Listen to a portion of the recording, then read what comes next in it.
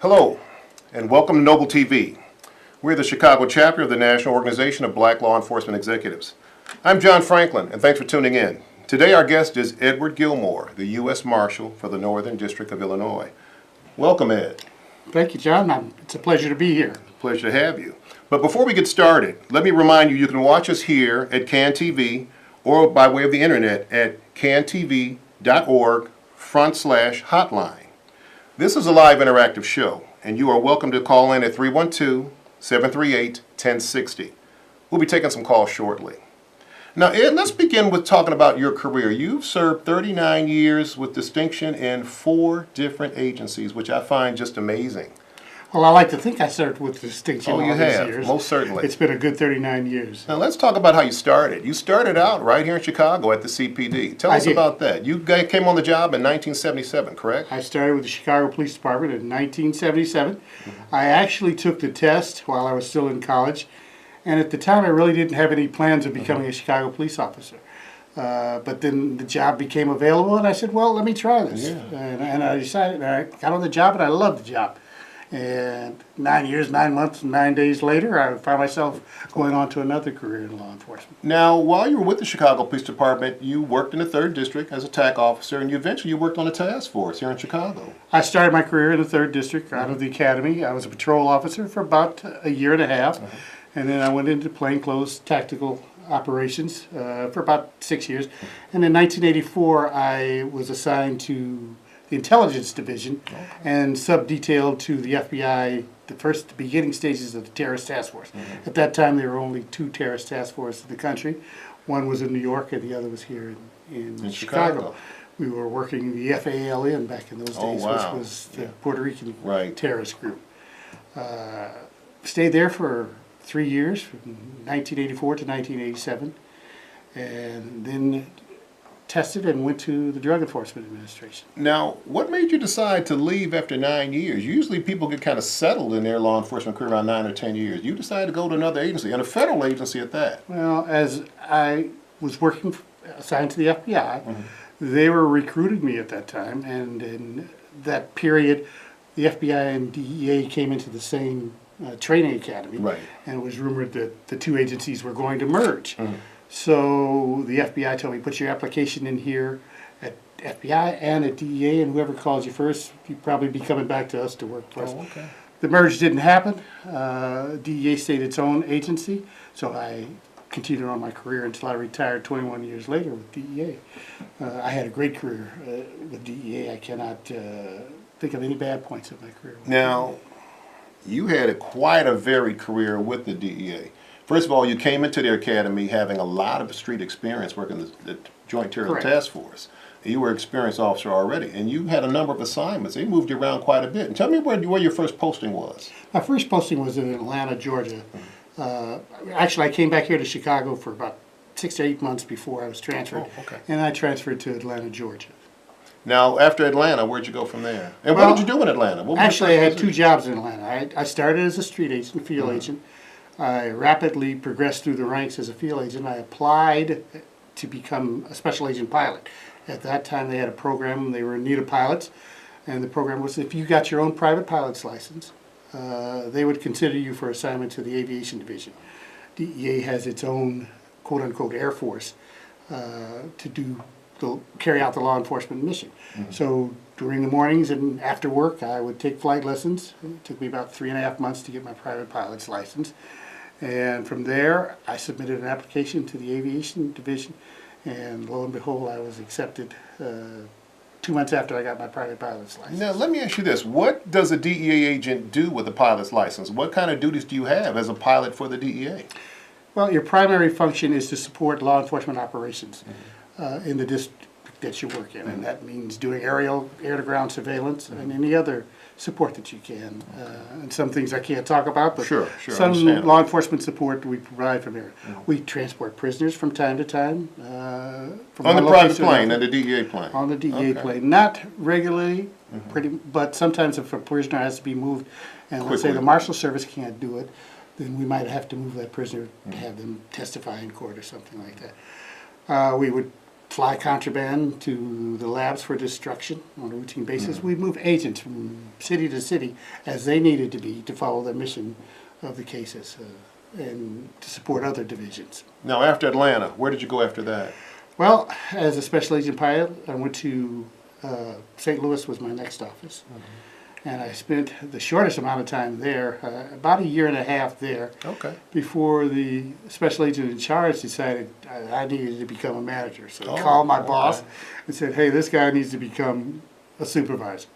So the next thing I know, I was detailed up to New Jersey to be the acting resident agent in charge of the Northeastern Aviation resident office, which meant I was in charge of all the aviation operations from southern end of Virginia all the way up to Canada. Oh my goodness, that's quite a stretch. I had Yeah. approximately 13 special agent pilots working for me at that time. I was eventually promoted into that job, and I served in that job for about 3 years. So that was pretty exciting, huh? Flying all around. You know, one day I looked up and I was hovering in a helicopter over Central Park, and I'm thinking to myself, I'm a little kid from the south side of Chicago, and I'm hovering over Central Park. Yeah. And guess what? As far as I could see, I'm the boss. Yeah. I was having a good time. Not too bad at all. No. Now, you've been a lot of places. You were stationed in Atlanta, stationed in Missouri, stationed in New Jersey. Correct. And then you went where? To Texas? Was that after No, that? after I left Missouri, I went to Washington Okay. the first time, where if you want to further your career as a supervisor, you must pass through Gotta the do- halls of Washington Yeah. and get learn the whole operation from the headquarters perspective. So I did approximately 2 years there in headquarters, actually 2 years to the day when I got promoted. And I went back out to the aviation division as the assistant special agent in charge. And that was in Dallas, Fort Worth. Now, how long were you in Dallas? I was there another 3 years before I got tapped on the shoulder to come back to DEA headquarters and be the head of security programs, which is worldwide security for DEA operations. And what was your, after you went back to D.C., did you go anywhere after that, or was that the last part of your career? That was the last part. I transferred within headquarters once, but I retired after that. Okay. And that was 21 years. 21 years, yes. Now, let me ask you this, because I know you got a lovely wife, 2 beautiful daughters. That had to be Okay. kind of rough on them to move around 5 different locations over 21 years. You It had to know- be not only just rough on you, but rough on them as well. In talking to my children, it was rough on them then, but in retrospect, they had a great life living in all those places. Sure. They were able to say to their teachers they'd been to places that they were learning about in school, like the Guggenheim, the Metropolitan Museum in New York. There was a lot of places that they got travels. I took them on a lot of trips when I had to go out of town, so they would be able to have those experiences. Sure. And while they didn't make those lifelong friends that a lot of people did, they do have friends that they keep in touch with. They weren't with them the whole time, obviously, and it did have somewhat of an impact in that aspect of their lives. But they thought it was a great Experience opportunity. overall. Yes, I think travel is just so important for kids. I really do. so do I. I think it's very important to expose them.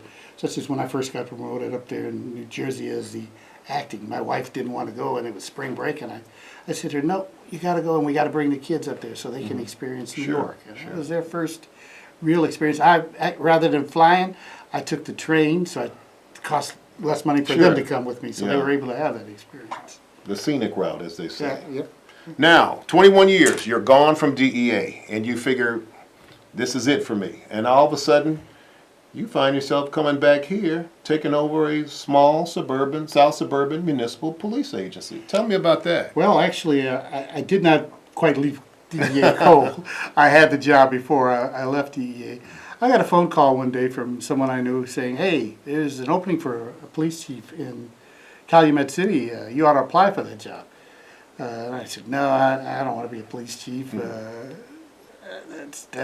I haven't been a policeman in 20 years. I mean, things have changed. Sure, a lot. And I kind of blew that off. And then several months later, I got another call saying, hey, I told them about you again, and they said, you really should apply for this job.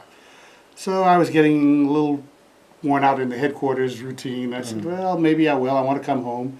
My wife and kids were back here already in the Chicagoland area, and I was commuting back and forth. So I said, okay, I'll put my name in. Give it a shot. And I applied, And lo and behold, they accepted it.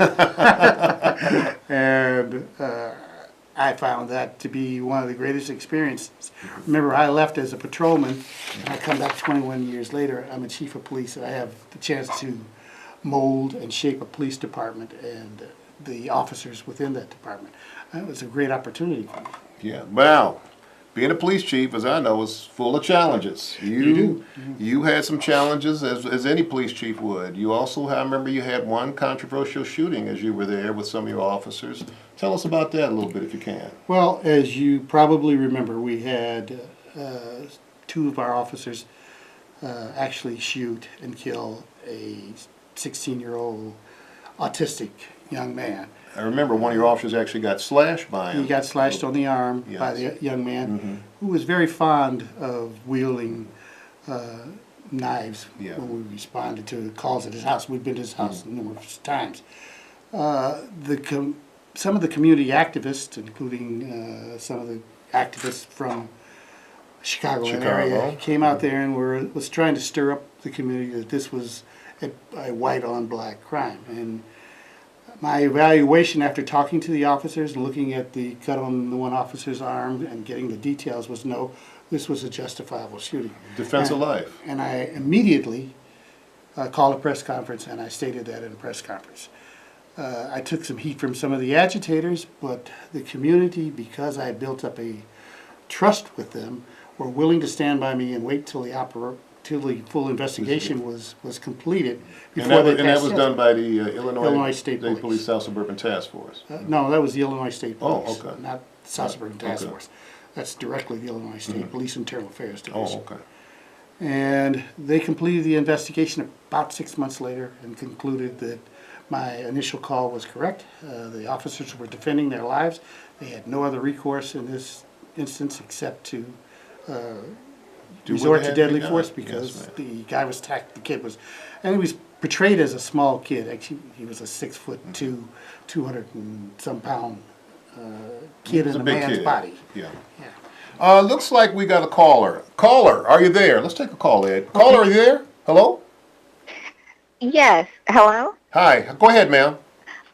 Hi, I was calling because I wanted to know, how does your agency work with the different police departments to get people who are wanted or fugitives or people like that? How do you guys work with the different police departments to capture the people? Thank you, caller. Go ahead. That's an excellent question. We work with all police departments in all jurisdictions. We are the only federal agency that has both state and federal jurisdiction, meaning that we can arrest someone for a state warrant or a federal warrant. Now, here in Chicago, we have a regional task force that's all they do day in and day out is hunt fugitives. Also, from my office, the district office, we have deputies assigned that assist. We have a separate squad there that works on felony cases primarily, but they assist on the state and local. We will come out to any police department that has a valid arrest warrant for a defendant and assist them with all the resources the federal government can bring to bear in apprehending that fugitive and bringing them to task. Great question. Now, you were there in Calumet City as the police chief for how many years? Just under 8 years, 7.5 years. And not just as police chief, you also became president of South Suburban Association Chiefs of Police as well. That's right? correct. During I that went time. through all the chairs of the Office of South Suburban Association Chiefs of Police, from the Sergeant at Arms to the Treasurer, the Secretary, Vice President, and the President ultimately. And after 9 years, what happened? I guess you got the call to take on something else, huh? You know, one day I was at home on a day off, and my phone rang, and I didn't recognize the number, and I almost didn't answer the phone because I didn't recognize the number, but I said, I'd better answer this call. It might be something important. And it was somebody calling asking me to apply for the U.S. Marshal's position. Okay. And I'd never given that any consideration. I'm saying, nah, you don't want me for the U.S. Marshal. I'm just a kid from the south side of the state. Right. And they said, actually, we do want somebody of your caliber to apply for it. So I applied for it, and it was a long, arduous process. Now, you told me initially it was a search committee that's put together by Senator Dick Durbin and Senator Mark Kirk, I believe. Yeah. Because of Dick Durbin actually had the right to choose, but he incorporated Senator Kirk to make sure that we had both sides of the aisle were in. Sure. Democrat and Republican. Yes. Yes. So I appeared before Senator Kirk and Senator Durbin for interviews. I then appeared before the committee, the search committee, and interviewed with them after filling out a long resume and application that went to them. Subsequently, after that, I had to fly to Washington to be interviewed by the Department of Justice, and when it was narrowed down that I was one of the finalists, went into a background investigation conducted by the FBI, which was they had a 10-man thorough. squad Sure. investigating my whole life to make sure I had no skeletons in the closet. And eventually, you were vetted and you were selected. Senator Durbin nominated me to the president. The president nominated me to the Senate. I was voted on by the Senate Judiciary Committee, who then passed it on to the full Senate, and I was voted on by the full Senate. And that was when the president appointed me. Excellent. Thank you. Looks like we got another call, Ed, so let's take All right. it. Hello, caller, are you there? Hello? Yes, I'm here, Chief Franklin. Mr. Gilmore? Yes. How are you? I'm great. How about you, gentlemen? Oh, Good fine, evening. thank you. So, I just wanted to touch bases, ask a question regarding the officer involved in the shooting. If you can kind of touch bases on, what he went through and the family after making that split-second decision, to just kind of give, people an idea of what officers are going through and making a judgment call and, that quick and trying to apprehend the subject with a knife. Okay, good question. Thank you, caller. That was a very good question. I might want to echo. In this particular instance, the officers were trapped on a stairwell. They were backed up. They were about 6 officers deep going down into the basement. When the young man came out, his father was initially ahead of the officers and told the officers, everything's okay, come on down. And Dad was actually looking at him when the young man came around the corner, and he gave no warning to the officer that the young man was coming around the corner with a knife. And he lashed out very quick. Because all the officers were backed up on the stairwell, they were unable to retreat. They Sure. tried to retreat, but there was too many people in a small space. The one officer put his arm up to protect himself from the slashing that the young man was doing, and at that time he hollered knife, and he drew his weapon. When the kid began slashing at him again, he had to fire. So it was truly a life and death situation, in my opinion, for those officers. What goes through your mind in those split seconds? I've been in those positions a lot of time before. You don't want to do this. You don't want to do this. Gosh, I got to do this. You want to go home at the end of the day? Sure. Yes, you want to go home to your family. And Right. in that instance, the officers, as we require them to do, were put on administrative leave, and they had to go and talk to a psychologist, as all officer-involved shootings require, to make sure that they were processing what they had just done, because no officer puts on his badge and gun every day and really goes to work and says, today I'm going to kill somebody. We don't want to do that. We join the police department or law enforcement to serve and protect, to help people, to get people out of bad situations. That's what we join this field for, not to take people's lives. And when you have to do it, believe me, you think about it long and hard in those split seconds that you have to make that decision. Yeah, agreed. And if that's your last alternative, then that's your last alternative. Well, that goes without saying. Use of force is always a last resort. Absolutely. It's a last resort. Thank you, caller. Good question. Now, as U.S. Marshal, you liaison with a lot of law enforcement agencies here. Absolutely. And you liaison with a lot of sheriff's department as well. Sheriff's departments. You've got a lot of them here in Illinois. How many do you liaison with? I don't think you probably can't even know I can't even offhand. begin to tell you. As many departments as there are in the northern half of Illinois, the departments I have to liaison. As a matter of fact, today I was at the Greater Council of Cook County Chiefs of Police meeting this morning. That was a new opportunity for me to liaison with that group. Although I, as chief of the South Suburban Chiefs, had appointed a representative, I've never been to their meetings myself. And today I got a chance to go and meet those participants. I try to get out as much as possible and meet as many of my law enforcement counterparts and spread the word as to what the Marshal Service can offer their organization as they try to make their community safer. It looks like we got one more caller. Let's go ahead and take it. Caller, are you there? Hi. Yes, go ahead. Good evening, gentlemen. Good I evening. was just calling to see how do you handle diversity as being a U.S. Marshal? I'm not sure I understand your question totally. How do I handle diversity? Or how do Yeah. we, as an agency?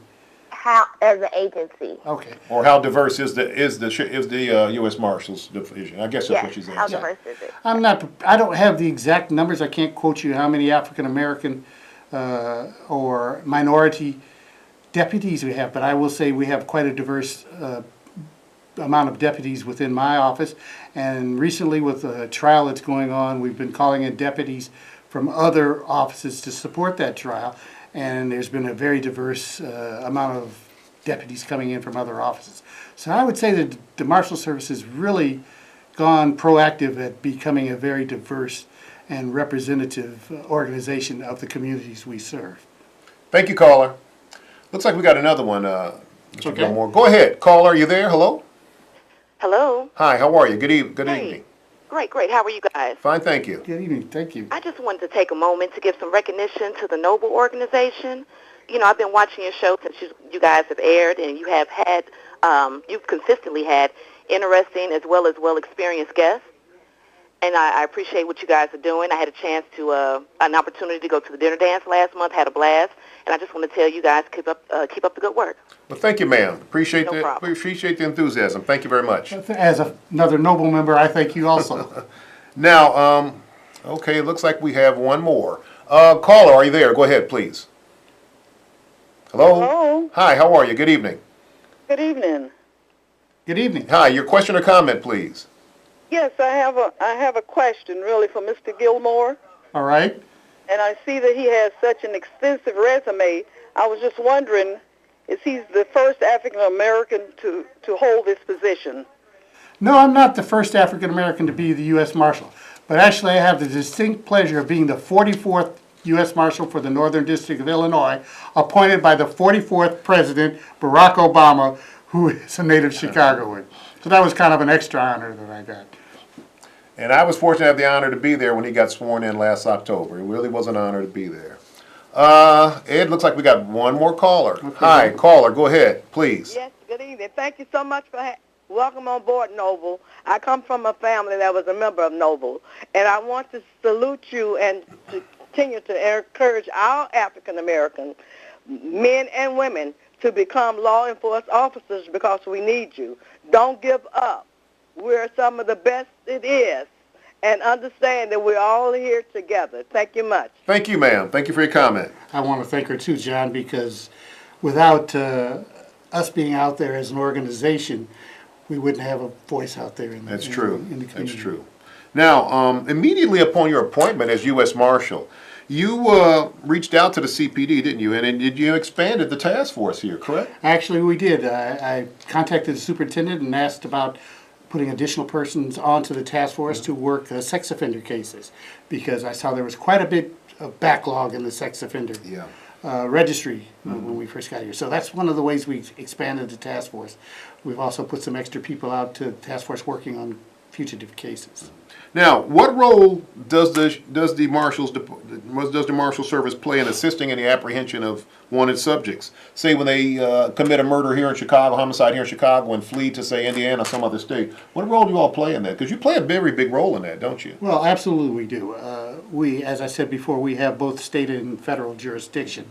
So we won't come into a state and local case unless the municipality asks us to. They have to invite you. But the moment they ask us to, we bring all the tools of the federal government into apprehend. And unless there's a fugitive warrant issued by a federal judge, then we take jurisdiction on that. But we will still work that case with all the state and local counterparts that we can. We're not about taking cases away from municipalities or state organizations. We're about assisting them in making their communities safer.